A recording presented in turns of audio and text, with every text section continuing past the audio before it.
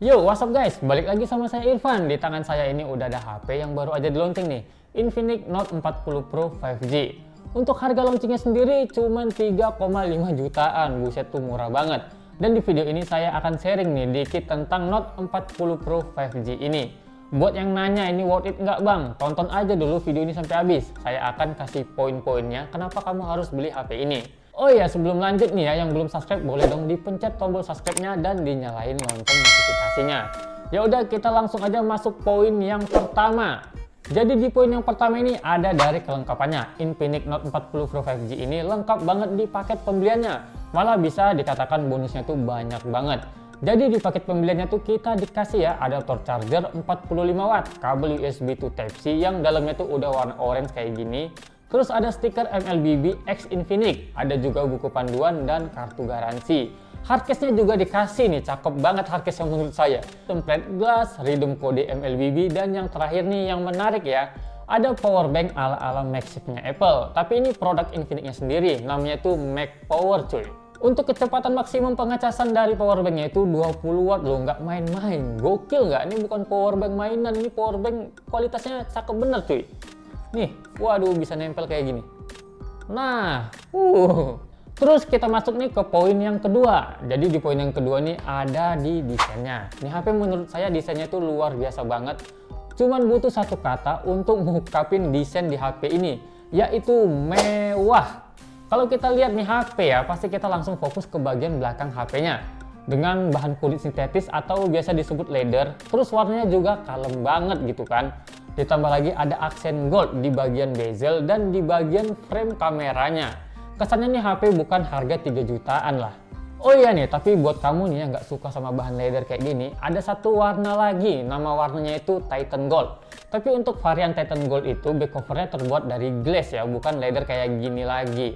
Untuk dua varian ini menurut saya ada sisi positifnya dan ada sisi negatifnya masing-masing. Untuk yang warna hijau ini sih emang kelihatannya tuh wah banget ya, mewah banget. Tapi sayangnya kalau kamu gamer dan sering pakai cooler, nah rada susah nih di HP yang bahan leather kayak gini. Untuk ditempelin cooler tuh susah banget gitu cuy. Gitu juga yang warna gold tadi, bisa ditempel cooler, tapi ya nggak semewah yang warna hijau ini. Itu balik lagi lah, tergantung sama kamu, sesuaiin aja sama kebutuhan kamu masing-masing cuy. Terus ada satu lagi tambahan fitur menarik, yaitu lampu notifikasi namanya Active Halo. Nah jadi lampu ini bisa kamu setting lah di pengaturan sesuai sama selera kamu masing-masing cuy. Terus kita masuk nih ke poin yang ketiga. Di poin yang ketiga ini ada dari segi layar Infinix Note 40 Pro 5G ini. Ya emang sih layar ini terkesan seperti HP mahal lah. Infinix ngasih nih HP dengan layar desainnya curve yang menggunakan panel AMOLED, ukurannya juga nggak kecil ya, 6,78 inci dan resolusinya udah Full HD+. Nggak sampai di situ aja, Infinix Note 40 Pro ini juga dibekali dengan refresh rate 120 Hz. Keterangan brightness-nya juga nggak main-main, 1300 nits, dan setelah saya tes nih ya di luar ruangan tuh nggak ada masalah sama sekali di bagian kecerahan layarnya cuy. Cocok banget lah nih HP buat kamu yang kerja di outdoor atau di luar ruangan gitu kan. Untuk nonton film juga oke-oke aja. Saya tes nih untuk nonton YouTube dapat di resolusi 2160 pixel 60 fps. Lancar-lancar aja dan smooth banget tanpa masalah. Dari segi warna juga natural banget, nggak terlalu mencolok. Ya kayak oversaturation gitu, enggak. Cakep banget lah pokoknya. Ditambah lagi ada sensor fingerprint in display yang responsif banget. Saya coba berkali-kali juga responsif banget. Bagus banget dah fingerprint di HP ini cuy. Untuk Face ID-nya juga nggak kalah responsif. Kayaknya cuma butuh waktu 1-3 detik doang sih untuk sensornya nge-scan wajah kita gitu. Terus kita masuk nih di poin yang keempat. Jadi di poin yang keempat ini ada di bagian sound-nya atau speakernya. Untuk sound-nya sendiri HP ini udah collab ya sama JBL. Ya pertama saya lihat di dashboard-nya tuh saya anggap remeh lah gitu ya. Karena kita tahu sendiri HP Transsion Holding ini rata-rata ya standar aja gitu di bagian suara atau speakernya gitu cuy. Suara dari HP Transsion Holding tuh kayak menang besar, menang menggelegar doang gitu. Cuman suaranya nge-flat cuy, nggak ada suara bassnya tuh tipis banget lah kalau kita bilang. Cuman ya setelah saya tes ya, suara dari Infinix Note 40 Pro 5G ini beda banget cuy. Lebih bulat dan padat gitu suaranya. Ya bisa dikatakan ya Sound by JBL ini bukan gimmick doang ya, kayak yang tertera di dashboardnya Infinix tuh 8+8 RAM. Waduh. Sampai di sini saya rasa kalian udah mikir nih worth it nggak untuk beli HP Infinix Note 40 Pro 5G ini.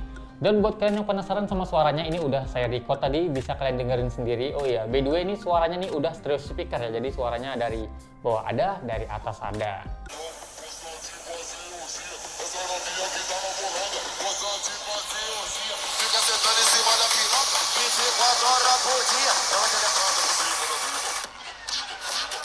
Nah, gimana menurut kalian suaranya? Bagus nggak? Ya, menurut saya sih ada peningkatan lah ya.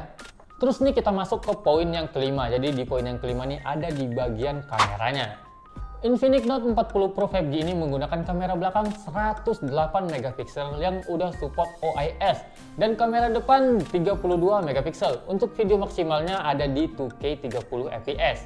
Depan belakang tuh sama aja ya, maksimal perekordannya cuma 2K 30 fps. Tapi jika kamu aktifin ya model stabilisasinya hanya bisa di 1080 30 fps aja cuy.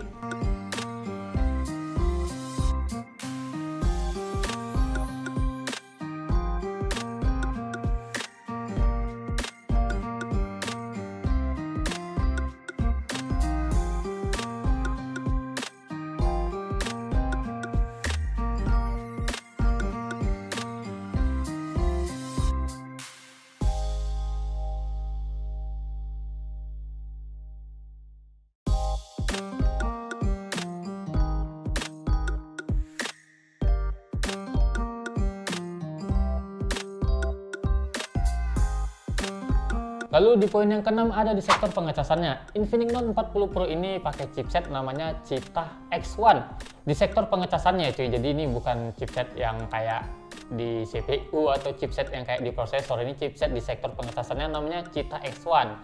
Jadi saat ngecas ya, Infinix Note 40 Pro 5G ini ngasih kita 3 opsi kayak gini. Ada mode suhu rendah, ada mode pintar, dan mode hyper. Jadi kamu bisa pilih nih sesuai selera kamu. Kalau dalam posisi dingin di ruangan ber-AC mungkin pakai mode hyper sih aman-aman aja ya. Tapi kalau kamu di outdoor sih saran saya pakai mode pintar aja biar baterainya itu jadi tetap sehat. Karena emang penyebab kerusakan baterai itu yang paling utama itu overheat cuy.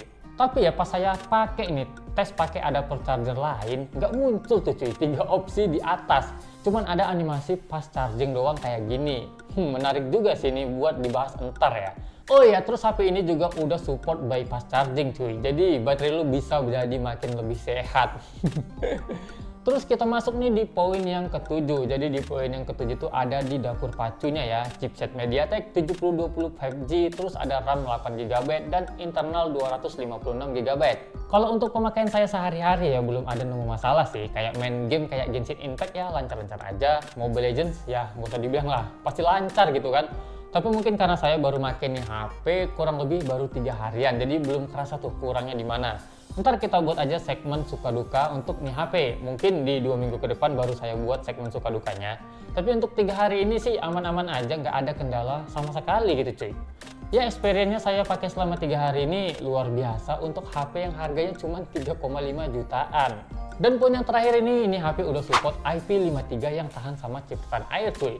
Mungkin kalau kamu kena hujan rintik-rintik atau ketumpahan air minum pas di dalam tas nih HP sih masih aman-aman aja. Tapi kalau untuk dibawa berenang kayaknya sih bakalan wassalam nih HP. Tapi ya balik lagi ke harganya loh. HP di kepala 3 jutaan tuh dapat spek kayak gini sih menurut saya udah luar biasa banget ya. Jarang sih ada HP 3 jutaan dapat spek yang mirip sama Infinix Note 30 Pro 5G ini. Nah jadi kita udah ngomongin nih poin-poinnya, alasannya kenapa kamu harus beli HP ini. Untuk gak enaknya paling sih ada di slot SIM tray-nya yang gak support sama SD card. Plus internalnya cuma 256GB.